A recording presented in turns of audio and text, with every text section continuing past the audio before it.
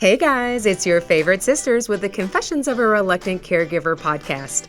On the show, you'll hear caregivers confessing the good, the bad, and the completely unexpected. You're guaranteed to relate, be inspired, leave with helpful tips and resources, and of course, laugh. Now, let's jump right in to today's guest confession. Hey, good morning, Jay. Good morning, Natalie. How are you doing? I'm fine. How are you? You know, it feels like a really good day to talk about caregiving. Today is a good day to talk about caregiving. What's really fun is, caregiving is typically, it feels like for most people, they think it's mostly women. It's not. And it's not, because we have Kyle with us today. That is true. And guess what? What? Kyle's a boy. Kyle's definitely a boy.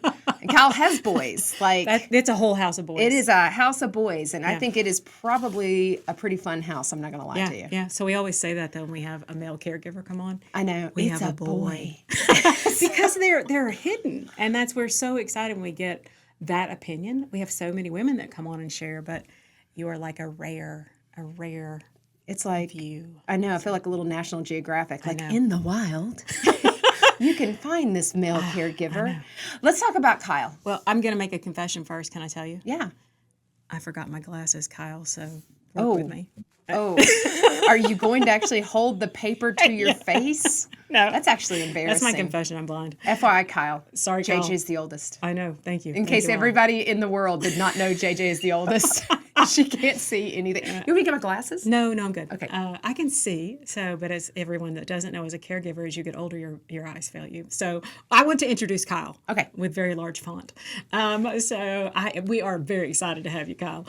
We're excited to introduce Kyle Daquanna. I pronounced that correctly, too. Mm-hmm. He is an active single dad of 2 young sons. He coaches ball. He is active in his church, and he loves doing stuff outside. He camps, he fishes, just anything. Also very interesting, Kyle. He's a caregiver for his dad, who had a stroke 3 years ago. Mm-hmm. He felt the impact of caregiving firsthand and was at a loss. I love that when he said that, when his dad had his stroke. He had a business to take over. He had a dog to house and a father whose condition was unknown. And that's really a scary part of it. Where is Kyle today? You're not going to believe it. Get ready, because he has created balance in his work, in his life, and in caregiving. And I'm excited, Kyle, for you to tell me how you do that, because sometimes my scale is totally off balance. Look at you rubbing your hands in the microphone. I'm know. so sorry for everybody had to hear sorry that about weirdness. that. JJ's, I'm surprised she didn't clap, Kyle. Like, whap. And everybody who are listening to this be like, what is that loud noise? They fell off. Sorry. Kyle, thank you so much for being with us. Thanks for having me. I appreciate the opportunity. Oh, we're so excited. So, I always love to start off. I do this. I say it every time. People are like, yes, we know. Start from the beginning. You were born. But I always say start from the beginning. So tell us a little bit about your background, about your family, kind of walk us up to then where care began. Yeah. So I'll start. So early childhood at a high level. So I'm the youngest of 3 kids. Oh, you're the baby. He's the baby. Okay. Yeah, I'm the baby. 3rd generation Floridian. So a rare breed here in No Florida. kidding. Most other folks moved here from the north. Look at you. You're like a card carrier. You're a card carrying Floridian. Yep. Real. I'm a real one. Yeah. Just like the male caregiver out in the wild. The real out in the one of those wild. two. You feel like, I grew up in Crystal River. It's a small town in Florida on the west coast. It's actually home of the manatees, so a lot of springs and manatees in there. Life for me started pretty quick. 5 years old, I lost a brother. My oldest was a brother, and he had a neurological condition called Tourette syndrome, and he made a lot of frequent involuntary tics and vocal outbursts. And freshman year was not very kind to him. He got bullied quite a bit, and he had came home one day from school and he had shot himself. wow. And I was with my mom actually when she found him. So I was only 5 years old, and so grew up very quickly because I wondered what was going on. Where's my brother at? What is this, heaven? Are we gonna go there? Why did he do this? Why do kids bully? Then saw the unfortunate toll on my parents as well. Yeah. Dad looking back, great man, and we'll spend a lot of time on him, obviously, as I care for Yeah. him. But great man, just didn't take it so well, as you could obviously imagine. His oldest son had done this, and they blamed each other, and Dad kind of coped with substance abuse. Hmm. Um, Mom just was distant, and that led to a divorce. My sister, she she she kind of went the wrong direction. Hmm. She was active very early in her life with some inappropriate things, using drugs at a very early age, and then there was me. And I just really wanted to make life as easy as possible on my parents. Like, what could I do to make them not be mad or sad? And so Wow. this kind of striving mentality, if you will, where the only way I really got attention was like being a really high performer. So I was straight A student growing up. School was pretty easy for me. I was very blessed. I was popular, all the kids. I played quarterback in my high school team as a freshman, and so all stars all the years and things like that. And it's kind of the only way I got attention, it felt like. But looking back, I understand. It led to but they're great people, mom and dad. They just struggled. That's a difficult moment early on. Well, and I'll I say this, wanted to, Kyle. I mean, yeah, that's the death of a child, but the suicide of a child at the freshman level, freshman year, that is awful. And yeah, we know how bullying is now. I mean, I know that this has been many years ago, and we didn't have social media the way that we do now. But I yep, mean, even then, I mean, sadly that absolutely will tear families apart, and it yeah, will, yeah, and if you don't manage it. that's right. And it was unfortunate. And I felt this almost like this calling, if you will, like because I everything came so easy to me, like to just help other people in life, help kids in school who weren't very popular, the kid maybe a little bit heavier set or who dressed a little bit different, and just to help them out. And I still to this day, I mean, I'm 36, I find joy and fulfillment in doing that and just leaning out and helping someone that may not be as happy and joyous as others out there. So I went on to play baseball in college. As the first in my family actually to go to college ever. And so I majored in business and economics. Mhm. Graduated college 2010. So in Florida, I guess national, the housing economy thing was going Oh down. yeah, Yeah. you totally nailed it on that one. 2008. Yeah. So I'm Yeah, doing the like economics, and I'm watching it on TV. My professor was like, "We're just going to get out of the books and just watch it on the TV." And I'm like, and we're seeing the interest rates go one way and the value of the dollar go that's another right. way, and Hmm. the value of bonds and the inverse correlation. And it's just so fascinating to me. It really, really was. And Yeah. so I did finance as well. I just really had this call. Like I loved it. I really loved the way the economy worked. And my dream was actually I was going to be an international banker. Ooh. I started pursuing Spanish as well. Yeah, and I was going to meet my wife in South America. That was the Oh, I plan. like how you He planned he everything had a out. plan. I love that. I That was think my I think plan. Ky- you know Yeah, what? I think Kyle's had a plan and control for since he was very I little. I think know. that you needed to have yeah, things in yeah. very predictable growing up, I would say, as much So as you could. to be fair, that was my plan. That didn't end up working out. Yeah, God always has a different plan. He's like, "Look at you, you're cute. Yeah. He's like, that was a good idea. That was a good Watch idea. We're gonna this." scratch that. I did the banking thing for a little bit.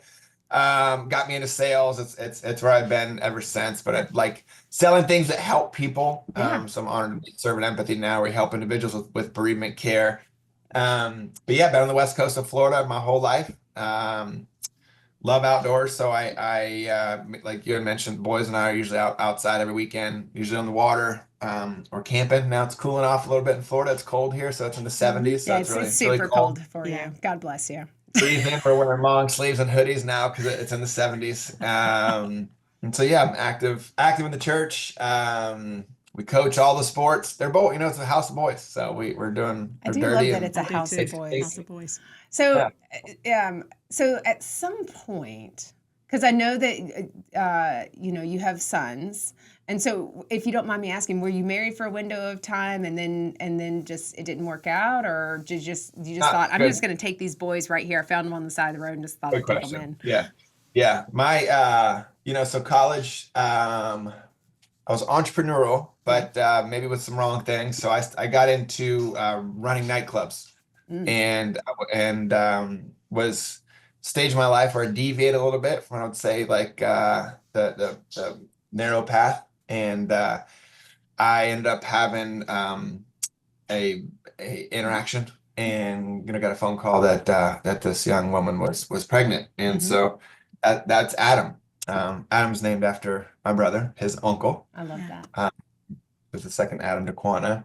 And it didn't work out. I thought, like, maybe this is it. Maybe this is how God's gonna like get me off this, busy, wild kind of nightlife living path and onto fatherhood. And it did get me on the fatherhood, but it wasn't marriage. We had tried great relationships, still best friends to this day. Yeah, that can totally Later happen. on, Both things can yep. be true, you know? That's exactly right. And continued a little bit. This time I thought she was the one. Things moved really, really fast. When you're young, it's like you Yeah. think that the next step is just the right thing to do always. So it was like, let's move in together, let's get engaged, and then we should have a baby, and then things get better. And that's not how it works either. And so didn't work out, but that's where my second son, Kai, came from. And again, his mom. So they have two moms and best friends with both of them. Best friends with both of them. And we do get to share some custody. So they obviously see their moms, and they've got a wonderful relationship with their families and their boyfriends as well, because it's the child's best interest that we're out for, and That's that we're exactly looking right. for. And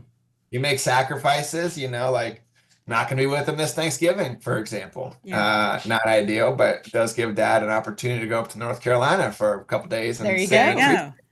in a tree, by myself. And so it's got its perks as well. So that's where my children came from. Not married yet, but maybe one day. Maybe one day. You've not been to South America yet, so we're working our way down. But But You know what? Maybe I just got to bring back that part of the plan. maybe it's the like South America scratch the part. banking, Yeah. scratch the banking part, Absolutely. and then just go to South I mean, America. you're just doing your checklist. I mean, like whatever. Yeah. No big deal. Yeah. So you're living life, and you have in the consistent part is that we all have different lives, and we have our ebbs and flows, the goods, the bads, Right. the ups and the downs. And so, but something happens where you get slowed down, and your life then comes to this intersection, which is the intersection of life and care. And it is a big giant stop sign usually. And so, because it was a stop sign for me, it was a stop sign for us with our Right. mom. And it really is a hard stop too. Yeah. It's like, and so how did you get into care? Where did it start? Yeah. So continue. So it was at the year after COVID. So it's about 3.5 years ago, on May 15. So I forget there was a Sunday. I was actually, me and the boys I served with the kids in the next generation there at church, and we were highlighted. I took a picture of it, sent it home to mom, dad, and my sister. And mom and dad are also still best friends. So that's where I learned this from, though. They divorced. I love that. They were dating since they were 12 years old. And when they divorced, I mean, my mom's husband and my dad, best friends, like, so that's where I learned it from. Just applaud all the parents who can do that, because it's super important. And I think kids are watching. That's right. Yeah. But we're on a group text together, and dad didn't reply, which was super strange on a Sunday. Usually he's pretty active and communicative. It's his kind of day to rest. And it's about 7:30. My sister had called and still hadn't talked to him. I said, just go over, swing by his house. And she's like, well, be on the phone just in case something bad happened. I'm like, well, what do you think happened? Dad's fine. I know. And She watches First 48. I can feel it.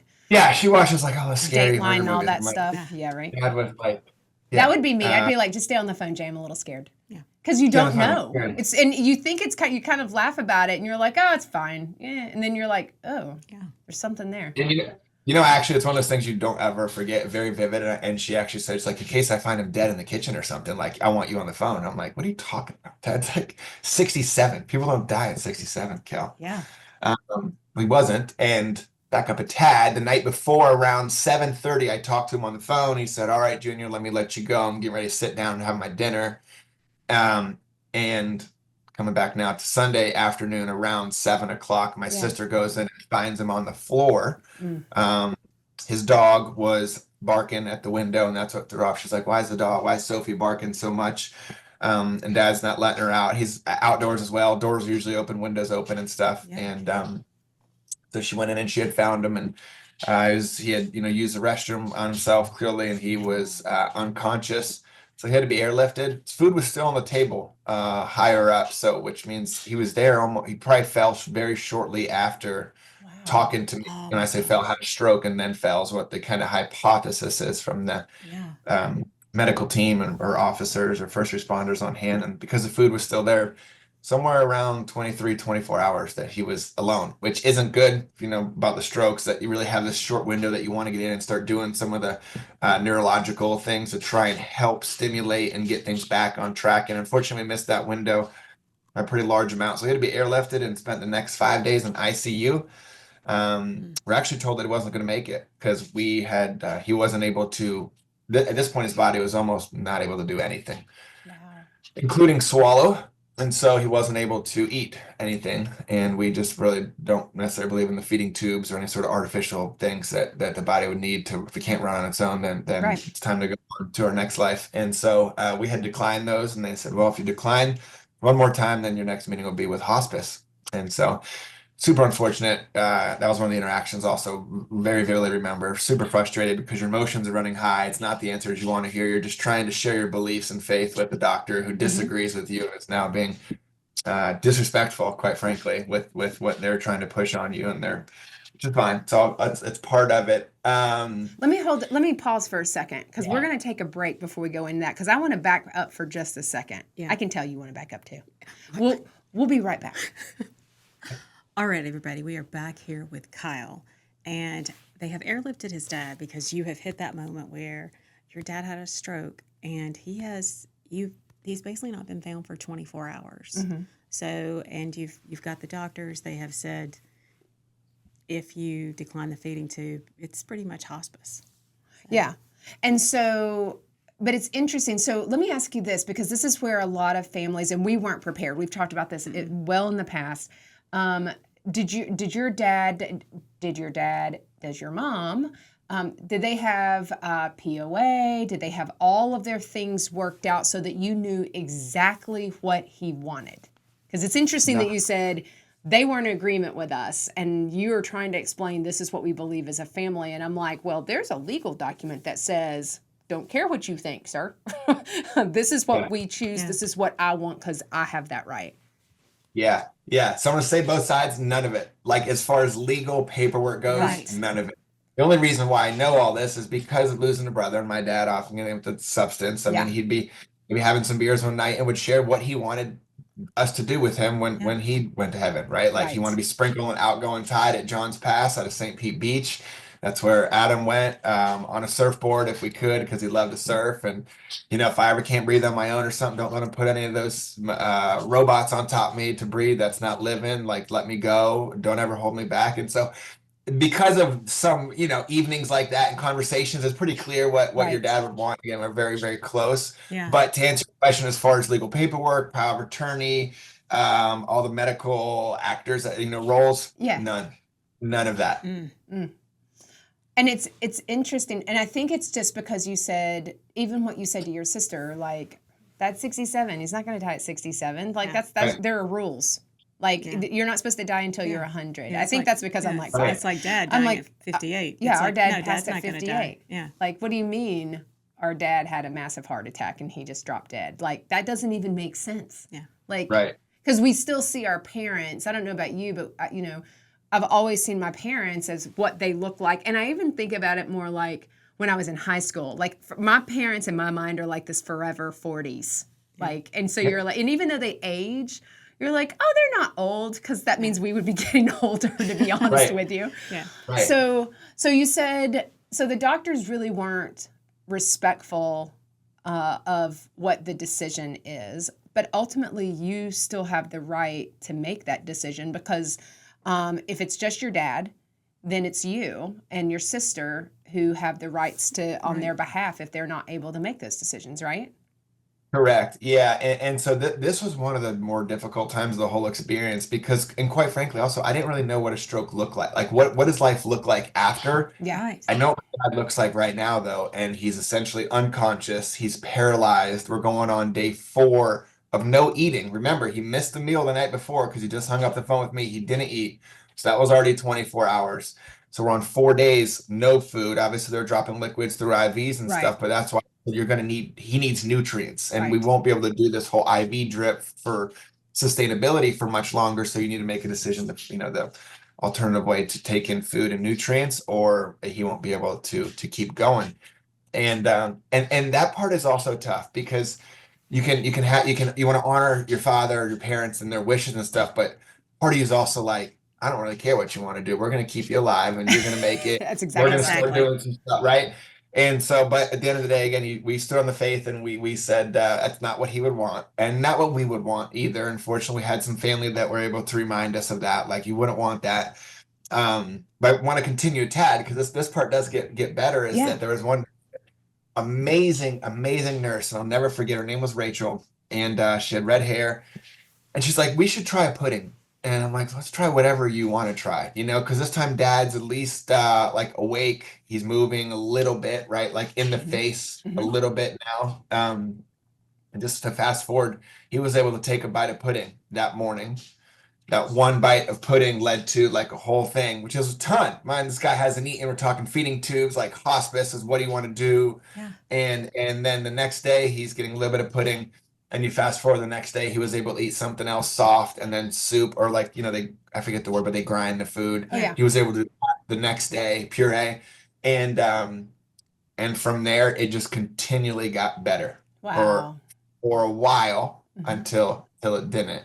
But yeah, that phase quickly got better. Dad's progress with the nutrients were able to get better. His mind was slow to come back, but was there, and we could see some of the short-term things were a little bit. You could tell we're not reactive as much. Long-term was amazing. When he was talking about things like randomly with my mom, high school dates they went on, restaurants that they went and ate at. But like he didn't know that he had a dog, for example, Yeah. right? Little stuff like that. But with the food, Dad kept progressing. We were able to transition out of ICU into a rehab facility where they had some of the best care in Southwest Florida because, again, just like the mental thing, you have a short window. Same goes for the physical. You really want to start getting some of those muscles back as quickly as you can. So by this time now, his right side starts to work. Full functionality, legs can be picked up, arm can be picked up. And we truly believe my dad's going to walk out of that rehab facility or walk around one day to a football game. And now I'm still, if someone called and was like, "Dad's walking," like I wouldn't be surprised. He's just that guy. Unfortunately, his left side still is paralyzed today. But Yeah. we did the therapy for a while, for a good while. Next battle of the unknown was insurance. They're like, the Medicaid A, Medicaid B. I'm like, what is all of this? Like, That's exactly what do you right. mean this one doesn't allow him to do therapy? This one doesn't allow him to come home and do therapy. We'd have to do this. And it just felt like they were putting us in a box, like you had to go into a box. On top of all this is my dad worked for himself, but he owned a lawn service company and had a couple employees. In May, middle of May in Florida, it's humming. Grass is growing. It's just like you don't get to not show up with the grass because you cut these lawns every week. And so we had to move very quickly on that as well. During the time in ICU, it wasn't a concern. It's like, whatever. But once we realized Dad's alive, Dad's going to live, we're going to have a new life with a stroke victim. Let's solve for the business. So I actually took away from my job. Ironically enough, I just started a caregiving company called Clio. It was my first week of work and I just completely disappeared. I texted my boss and I'm like, my dad had a stroke. I don't know when I'm coming back. And I didn't even know if I'd have a job to come back to. So I was gone like 2.5 weeks. I went and cut lawns for a couple days. Let me ask you this. I'm going to totally interrupt Cal because I moo all the time. Moo. What did your boss say? She was friendly about it. I full respect. That company, they wore what they believed in, like what we sold. We sell this caregiver support model, and she's like, "Go take care of your family as long as you need to, and we'll be here when you get back." And we'll see. Yeah. And sure enough, they would follow up, but while also giving me some space and some freedom and flexibility, and not like every day when you back, but just touching base, seeing how you're doing, anything the team can do. And after about just shy of 3 weeks, I came back to work. Wow. And so, and that's the care began for you in a crisis. It was absolutely a crisis. But it sounds like, and I'm going to say this, I'm going to kind of look back. I feel like you also learned to care for people at 5 when your brother passed. Because you started caring for everyone, because you cared to make sure your parents were happy. You wanted to bring them joy. And it sounds to me like you kind of stepped into the space to make sure everyone was okay, even at such a young age. And that's what kind of, and I'm assuming you had lots of really great mentors, from educators to friends, family, and all that stuff, people who poured into you. Because this is poured into. I hear you saying your parents struggled after your brother. And so it sounds like there were some people who probably stepped up to support you as a little nugget. And you carried that over into your adulthood and even into the work that you did. You said, I just started a caregiving job, like it's something related to providing care. So you get past those 3 weeks, you go back to work. How does life shift though? Because you're going to have a shift. It's going to be like, now you've got a parent that is recovering from a stroke. And what does life start to look like? And the conversations with you and your sister, and even maybe your mom. Yeah, that was one of my questions really fast. I keep hearing you say your mom is actually still involved. Like you were saying something about decisions that your mom was still part of that. She was, yeah, she was involved with it. She was there from the very beginning. And I'm so thankful my sister and I were aligned on all the just say things. Yeah. Because I'm looking back and I'm like, man, specifically the medical conditions. And then you get into the money. My dad didn't have much, but he'd have the business and some little things, and even just things at his house. At like, oh, dad loved this. He loved like going to powwows, like Indian culture, was very fascinated with old Florida. He's got some amazing leather jackets, and it's just like, who's getting that? Who's going to wear his gold chain, or how long do we just save it at his house for? So some immediate things, the business needed to be solved for immediately. Once we realized it wasn't necessarily a short-term experience, that was the other part, the unknown. It just felt like it was always so unknown. What's tomorrow going to be? Like, we couldn't afford just to pay for dad. Dad lived by himself on his own. Right. How long do we pay for this for before we're just wasting money every month? Like, yeah. Is dad going to be able to move back to a home on his own? Doctors, you get this long-winded answer. Well, if this, if that. It's like, but is he or is he not? Because I needed that. You said it early on, like I like to plan, have this predictable life in preparation, and that's not how this journey works. So the business was one, the home was difficult. That was a challenging one for us to let go of his home, because that felt almost like we were giving up a little bit to me. It was like, but what about when he gets out? And I'm like, what about when he does start walking again? Then where's he gonna, I guess he'll move in with us, which will be fine. But he wouldn't want to do that, So I just wanted to honor him as well. That was challenging. And then, little stuff like finding a ride to the doctor's appointment, because his left side wasn't able to work. And then just being in the hospital for so long, there was some wounds, just say on his foot. Needed to be, and you can't let stuff like this sit. That's right. He had missed appointments. Because of the way also his leg was, he couldn't sit in a normal vehicle. So he needed to be in non-emergent transport, not an ambulance. That's for emergencies, but a vehicle that has the ability to move someone on a wheelchair. We had found out it was very, very difficult. We missed appointments. We were late for appointments. Again, my sister and I at this time, very thankfully, were closer than we've ever been. This was a tragedy. It was a tragedy. Brought us closer together. Because also you realize that life is really short and it changes. Strokes are those, it's not a slow one. It just happened, right? Like Saturday, my dad was fine. My dad is active. He was a boater, right? This guy would surf when hurricanes come, like hunter, out, active man. He's doing lawn service, cutting giant shrubs and trees. And now he's paralyzed. Yeah. And it's so it was really hitting and humbling for my sister. But all that to say, when we came together, we had this amazing idea to start a business. I'd spoken to it a little bit in our original conversation, but we founded Nature Coast Cruisers. And so we help disabled people get to their doctor's appointments or discharge from the hospital so that they don't have to wait. And been very blessed and favored with that business. Now we have 3 vehicles, so we continue to add about 1 every single year.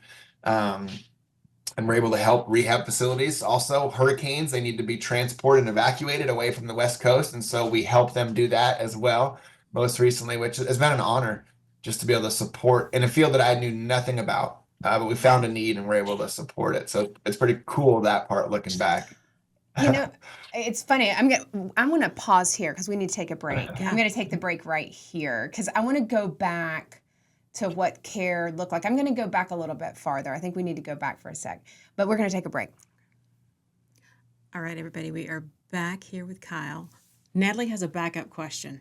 She wants to talk about what care actually looked like because Kyle is also working at the same time. He's doing all this care. Well, you're working, and then so your dad had to come home. Where does your dad live? And then what does that start to look like? What does life start to transition to?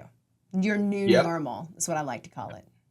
Yeah, so he was in a rehab facility for a while and a full-time care. Again, a good one. We're very proud of the one that we selected. They had a great program that they ran, and then he moves in with me. Thankful the just how close in proximity everybody is. Me and my sister and my mom, that we're all very close.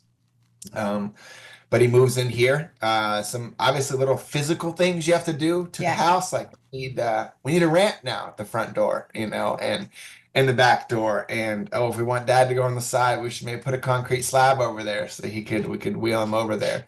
Because this point now he's in a wheelchair, right? Okay. And I'm saying he's mobile with us by moving somebody. He's back mentally. He's there. So is he verbal? He's verbal. Okay. Yep. He's but at this stage he's going through, I'm gonna say like week, just say, I don't know, 3, somewhere around there, up to 3 months. So we're getting used to living together. We're very fortunate to be able to have almost a full-time aide at the house in the beginning stages, just because of the unknown.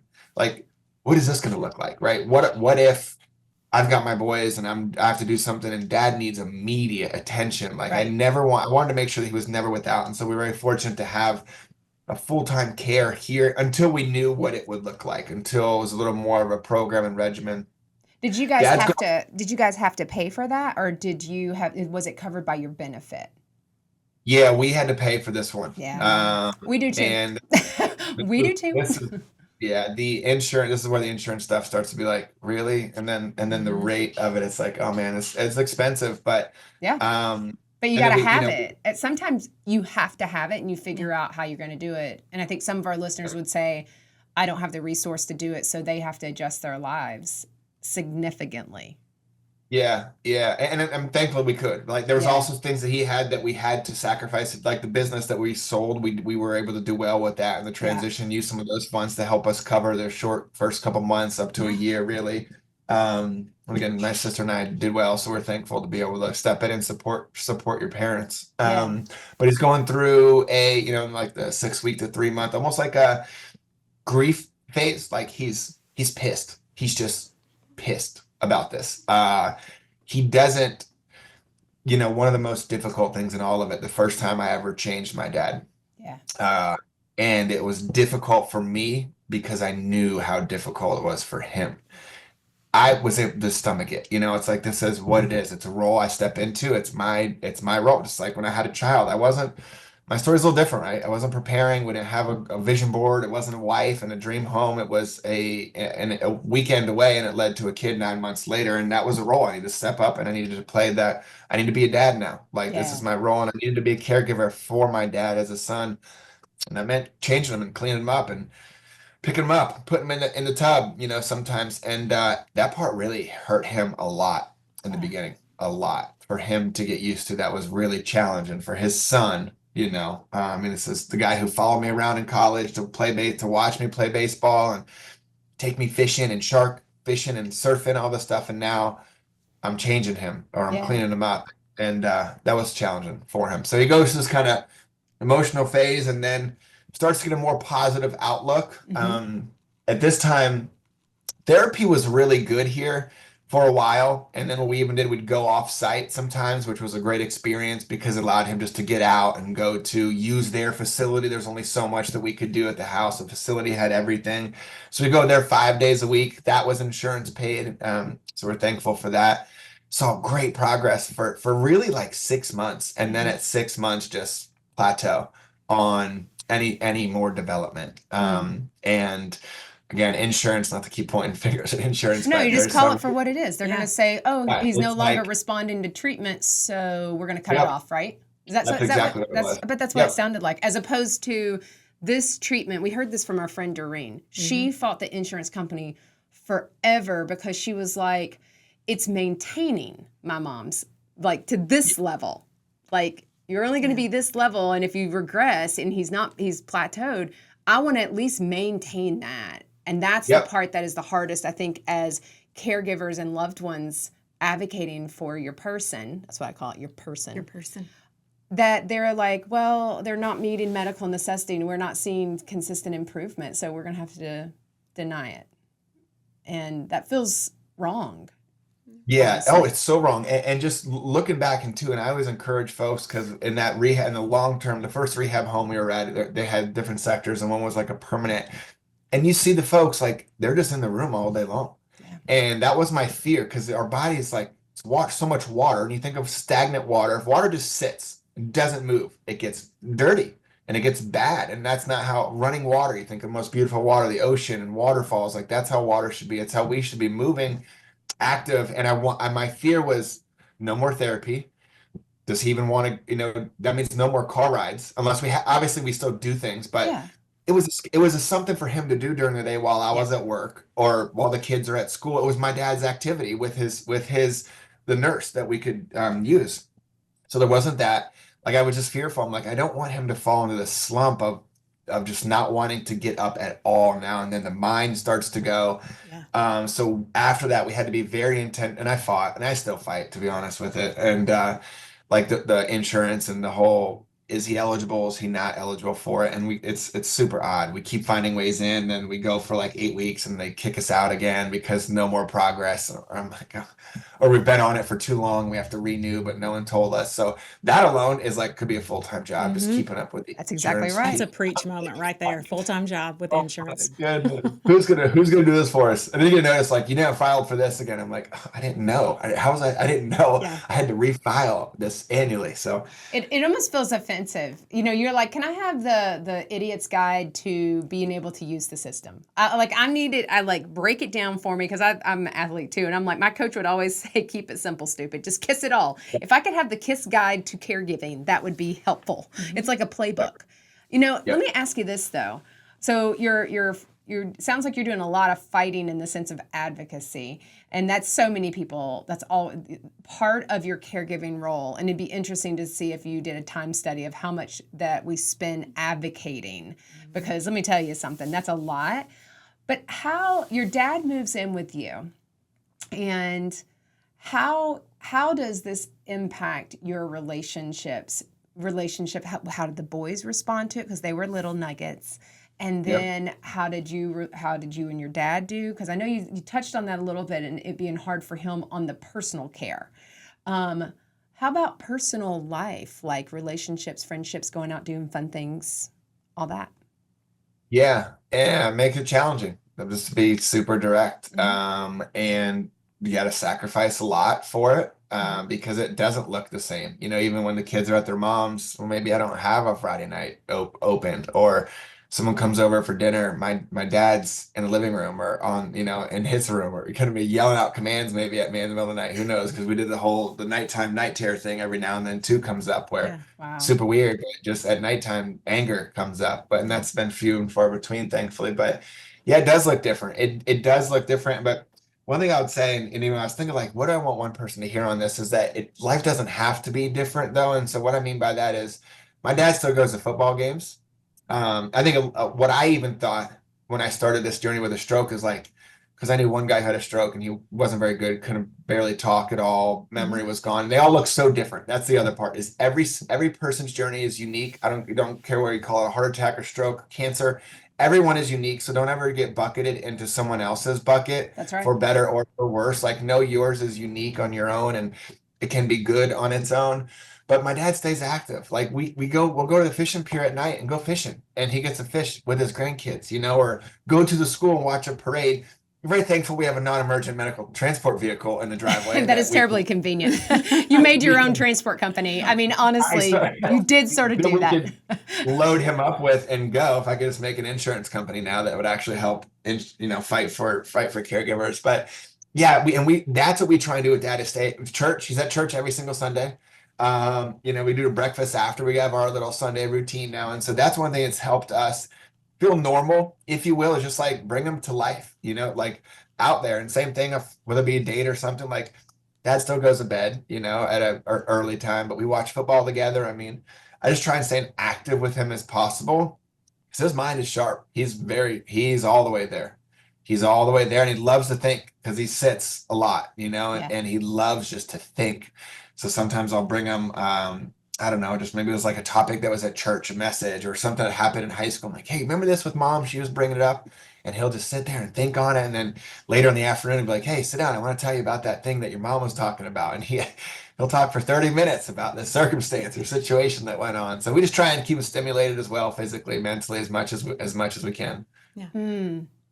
Okay, because it's time for sister questions. I can't even believe this because I just have 400 other questions. I know. JJ apparently doesn't have any questions today. No, I have all these do you written have some down, but questions? I haven't moved. I'm like, okay, but you've asked them. Like, you jump in and I'm Okay, like, go oh, she ask your asked it. question. Okay, so this is always a question I'd love to ask young caregivers because you're young. That's what I say. He is a puppy compared to He us. is compared to us, and you probably can still see. You probably can see, actually. Yeah, He's much not got better his than readers me. yet. What does your future look like, Kyle? Mm. And that's personal future and business future. I'm very confident in what you're doing in your business, but what do you see in your future other than South Africa? Or South America. South America, sorry. That's funny. I went to South Africa, though, 2 summers ago. Oh, that's nice. Mozambique, so you nailed it. That's a great question. And it's one I don't get too far ahead. I know caregiving in there, caregiving. Again, I want to stay active with my dad. The boys, they're 9 and 7 now, so they're at a point where it's every weekend we're going somewhere. We're going up to Augusta in a couple weeks for a football tournament, and dad won't be able to go on that one. But professionally, I grew up pretty poor, and not that money doesn't bring happiness, but it does help with convenience, just being direct, right? It helps with convenience. It helps where I can have somebody sit with dad if I know I have a busy day. Or if I want to take a weekend and go stay at a hotel on the beach, I could pay to have someone come hang out with dad full time. That way I know and I have peace of mind. And so I want to make sure I can continue to provide for my family for a convenient situation so that we can go out and live. I think it's meant to be lived and not just work all the time. And then I also want to help inspiring. I love that you all do this, and I appreciate the opportunity to be here today. I love how you started. There's a real stigma that like only females are caregivers, and even the company I worked at, and I'm just like, hey guys, not accurate. And if I could help some individuals with that too, because I feel like it gets it's only a female task, and it's not. It's not at all. And so I don't know if I answered the question. There's a lot of unknown and uncertainty for sure, but we live life like normal. Yeah. Do you think that you're better prepared? So now, having had your dad had a stroke, have you? I know that you have probably more documents in place to support your dad to be able to make decisions on his behalf. But yes, I know. But with your mom too, I'm assuming these are good questions. Like, hey, mom. Yep. Yeah. So ironically enough, the company I work for, Empathy, we just started a thing where we can help individuals prepare for their end of life through living will, create a trust, put your assets in a estate, whatever it may be. But that said, yes, right after my dad's situation, because it was like, where does he bank? Where's his bank account at? Does he have life insurance? Like, who's his landlord? Yeah. Who do we pay the rent to? So many things unknown, and you're just looking through belongings. I'm like, Mom, let's sit down. And it was once the dust settled, about 6 weeks, 2 months max after my dad's situation. I said, let's sit down. And do you have a life insurance policy? What would happen? We just did these if-then scenarios, and it helped a ton. The peace of mind, and you know what? It's a real awkward conversation sometimes. Fortunately, we had just went through something, so it gave us a little more reality. Like, this is going to happen, unfortunately. So let's talk about it and be prepared. And ironically enough, the caregiving, continues. I think that's when I think about the future is like, what about what if my mom needs care? Yeah. Like, am I going to be caring for 2? What would that look like? Her financial situation is a little bit different, but her husband, fell a couple weeks ago and goes in, gets evaluated, diagnosed Parkinson's. Wow. Early stage Parkinson's. Wow. And now she's a caregiver, and she's she's getting older, and I'm like, Mom, you got to be careful. I said, because a lot of times you see the older caregivers. I mean, she's 71 years old, and they get hurt caregiving, and That's now you got exactly two right. people. And I'm like, Mom, you have to be very intentional. So, um, but it's helped, the insurance. Like I was able to evaluate their insurance, and because I knew what to do, what not to do, like we got him on the right plan that helps him with his rehab. Because again, we're big on the rehab. Let's stay active. Let's stay building with it, and then the best financial thing. So yeah, it's one of those things no one really wants to talk about, but everyone should to know what to do, and the documents are there. Like even the medical thing. Would someone know what their parents want? Yeah. Would they want a feeding tube, or would they want to transition to the next life? Like, do you know for certain? Because in that moment too, you don't want that on your shoulders. I don't want that. I don't want to make this decision, And I had to. We were talking about dogs offline before we got here. I had to put down a 13-year-old golden a couple months ago, and it was a decision because it was like you could, but like there's like 5% chance, and he'll never be able to walk probably. And the fact there was even a decision at all like broke my heart. I didn't want I'm like, I don't want a decision. I just don't make me have a decision. It's not fair. And so same when we get to our parents and these medical conditions, and we shouldn't have to make we should know from them. So it's super important to make sure we're aligned on what happens in some of those scenarios. Yeah, absolutely. Kyle, you are such a caregiver. You have been such a caregiver your whole life. I love this, and really, it's not even as caregiver because I think it's this. You have a servant heart. You look to serve others, and rather it's the transportation company because you saw it was a problem, and now you've started empathy. And I'm going to say, tell everybody about empathy, and then I'm going to ask you one last question. But I want you to tell people about empathy. Yeah, empathy. Honored to be here. So we do personalized bereavement care. So we're building out a category. We work with a lot of employers right now. It seems to be the best way to reach the larger audience, and Sure. about 4-year-old company. But this category, again, taboo to talk about loss in the workplace. Like no one comes in and is like, hey, I had a miscarriage over the weekend. They don't do that. You don't have the conversation. They just grieve in silence. So whether it be loss of an unborn child, loss of a pet, loss of a neighbor, we have a platform that supports them with tools and resources, and a grief coach as well. And the big part of it is the logistics. Like, how do I plan for a funeral? And unfortunately, my sister just lost a best friend, and she's using the tool, and it's like, I'm emotionally nightmare right now. Like, how do I write an obituary? It's like, here's the tool, or someone can do it for you, or how do I file a life insurance claim? No one ever wants to get good at loss. And so we built a resource center through technology and human that allows, it supports people during that time. I love it. And I think here's the thing, and it's so necessary, because the thing is you don't need it until you need it. And then when you need it, you really can't think. And so this is where we encourage, and Kyle, you said so many things that are like proactive, be proactive, be proactive. Like so many things, like take the lessons learned, which is why we started the podcast. Take the lessons that we learned the hard way. And please, if you just do one thing, do this. Yeah. So if you, so my favorite last question is, what is your favorite guilty pleasure? What is the one thing that you do just for yourself? Because it's my favorite thing. That's a good question. I have the awareness to know I struggle with this. I really do. Because I find fulfillment in this servant. You're spot on. You nailed it. Where I like to serve others, and that's what fills my cup. But you do that for too long, and burnout's real. We are human, regardless of how much we enjoy it or the fulfillment that comes or the pleasures. It does. So for me, I mentioned it earlier, where I'll be on Thanksgiving is sitting like in a tree stand or in the middle of like in the Gulf of Mexico with a fishing pole, and no one's around, and there's no cell service, and knowing I don't have, I mean, this may sound bad, but like my kids are getting cared for, my dad's getting cared for, and I can just be here for the next 3 days, 5 days, however long. And the part is in the back, you have to know it's okay. Because I've done those experiences a little early, or not knowing it was okay, and it wasn't even good. It wasn't even fun. It was ruined it, because all I was doing was thinking about, are my kids okay right now? Are my kids all right? Is my dad going to be okay? We've never had this nurse before. She's only going to be there for 4 hours, not 8. Like, you got to know it's okay before you leave. Make sure everything's cleaned up. But yeah, spend that time. For me, it's in the woods or in the Gulf. It's like being close to God. because I know you're a Godzilla person. It's Exactly a right. vehicle. But you said a tree stand, and all I could think was recurve, compound, muzzle loader, rifle. Oh You yeah, like that? yeah. You like Obviously that? rifle. We're going after some big. Yeah, we're going after some big. We want a rifle for the. So you want a rifle for this one? Okay, because I'm just making sure. I'm like, I need to know if we're bow hunting or if we are gun or Yeah. and We the do a little fishing. bow here and there on some species, but for the ones I'm thinking of, that very special place, I'm going to use a rifle on this one. Nice, nice. Well, Kyle, oh my gosh, this has been so much fun.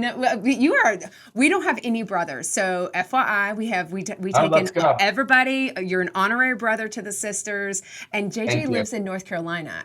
And she lives in Florida. So FYI, she's down Come in the on. Keys, but Jay's in North Carolina. So, and I'm just in sunny Virginia. So And your we- sisters are always close I know, by. and I have Let's tree go. stands in my backyard. JJ does so- have a tree stand Yeah. and a yippy Look- dog. I'm telling you, she's got good property down in North Carolina. Became sisters and best friends. Yeah, right? We're all besties now. I know. Well, thanks so much for being with us. And guys, thanks for listening in today. This has been so good and so many good takeaways. And so until we confess again, we will see you next time. Bye-bye. Well, friends, that's a wrap on this week's confession. Thanks so much for listening in to the podcast. But before you go, please take a moment to leave us a review and tell your friends about the Confession Show. Don't forget, visit our website to sign up for our newsletter, as well as connect with us on Facebook, Instagram, LinkedIn, Pinterest, and Twitter. You'll also find the video recording of all of our episodes on the Confessions website and our YouTube channel. We'll see you next Tuesday when we come together to confess again. Till then, take care of you. Okay, let's talk disclaimers. We are not medical professionals and are not providing any medical advice. If you have medical questions, we recommend that you talk with a medical professional of your choice.